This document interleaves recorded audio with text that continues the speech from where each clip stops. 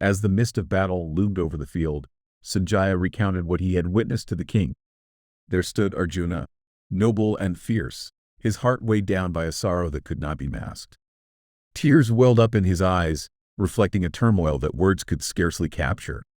He looked upon the rows of warriors before him, warriors he once admired and revered, and his spirit faltered, shadowed by pity and the pangs of doubt. In that moment, Krishna, his charioteer and guide, turned to him with unwavering gaze. "Arjuna," he began, a voice both gentle and firm, "how is it that you, a warrior of great honor and valor, have allowed such weakness to overwhelm you? This is not the time for hesitation, nor a place for doubt. Your honor does not lie in succumbing to sorrow. It lies in courage and resilience. Such feelings only lead to dishonor, not glory." With a steady voice that seemed to cut through the silence of Arjuna's despair, Krishna continued, "Let not this weakness consume you, for it is unworthy of the warrior you are. Stand up, Arjuna! You are a hero, one who has always struck fear into the hearts of his enemies. Do not let fear claim yours." But Arjuna's heart ached still, as he looked upon the faces of his elders across the battlefield, Bhishma and Drona, mentors who had guided his early days, whose wisdom had shaped his soul. "Krishna," he said, his voice quivering with reverence, "how can I bring myself to lift my bow against these men, these noble souls who deserve my deepest respect? How can I aim my arrows at those I hold in such high esteem?" With a sorrowful glance at the earth beneath him, Arjuna continued, "I would rather endure a life of poverty, begging for my sustenance, than live with the stain of their blood upon my hands. Even if they seek wealth and power, I cannot bear to gain any joy or treasure through their suffering." And so, there they stood, Krishna and Arjuna, warrior and guide, at the crossroads of destiny, where courage and duty hung in the balance. "I am unsure what is better for us, to defeat them or to be defeated.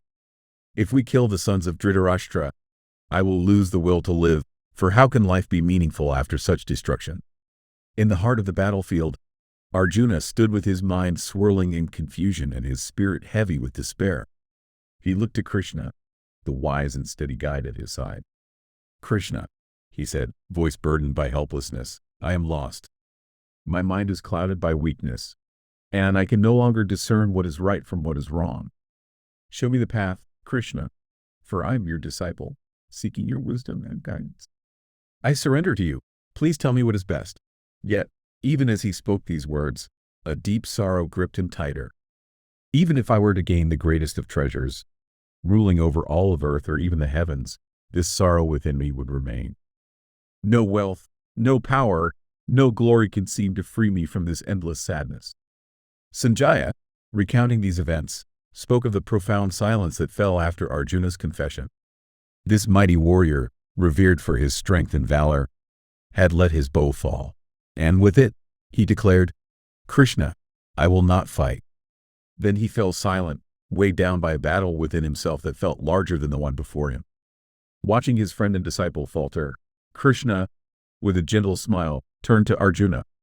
He stood between the two great armies, who waited with bated breath, as he prepared to offer words that would pierce through Arjuna's sorrow and awaken his spirit to purpose.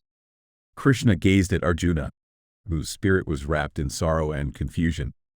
With a steady voice, Krishna spoke, "Arjuna, you speak as though you have wisdom, yet you mourn over matters unworthy of such grief.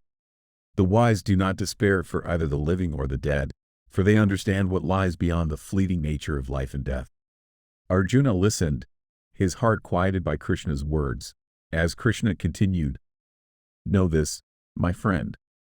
There was never a time when you, I, or these warriors before us did not exist, nor will there be a time when we cease to be. Our souls are eternal, beyond the limits of birth and death, untouched by the passage of time." Krishna's voice was calm, guiding Arjuna deeper into understanding. Just as the soul journeys through childhood, youth, and old age in this life, so too does it continue beyond the body after death, moving to another form. The wise do not fear this change, for they know it is part of a greater cycle. Arjuna, still processing these words, felt the gravity of his friend's teachings as Krishna went on. "The sensations you experience, heat, cold, pleasure, pain, these all come and go. They are temporary, Arjuna. Learn to endure them with patience, for they are like passing clouds. They may bring storms, but they never last. Finally, Krishna looked deeply into Arjuna's eyes.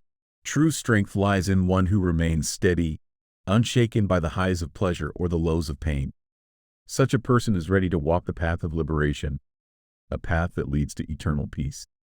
And so, amidst the echoing silence of the battlefield, Krishna's words began to seep into Arjuna's heart, a beacon of wisdom guiding him from sorrow to a higher understanding of life, death, and his duty.